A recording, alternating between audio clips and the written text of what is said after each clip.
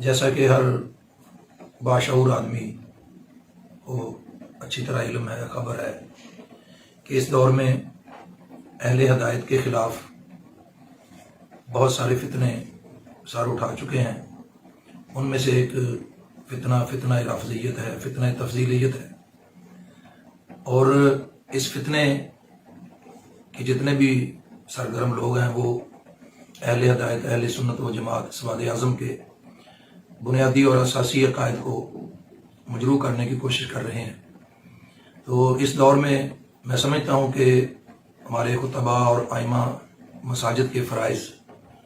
اور زیادہ بڑھ جاتے ہیں۔ ان کو چاہیے کہ اپنے اپنے حلقے میں اور اپنے اپنے ماحول میں اہل سنت و جماعت، اہل حق و صداقت، سواد اعظم، سبیل المومنین کے عقائد کو اچھے طریقے سے دلائل کے ساتھ بیان کریں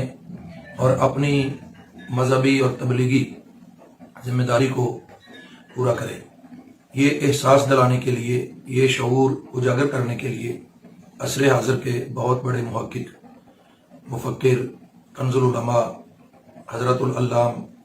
جناب قبلہ امام جلالی دامت برکاتہ العالیہ نے ایوان اقبال لاہور میں علماء خطباء کنونشن جو ہے وہ رکھا ہے، اور یہ بہت عظیم علمی اور تربیتی نشست ہوگی جس میں وہ اپنے مخصوص انداز میں علماء اور خطباء اور ائمہ مساجد کی تعلیم و تربیت کے حوالے سے ضروری گفتگو کریں گے اور ان کو عصر حاضر کے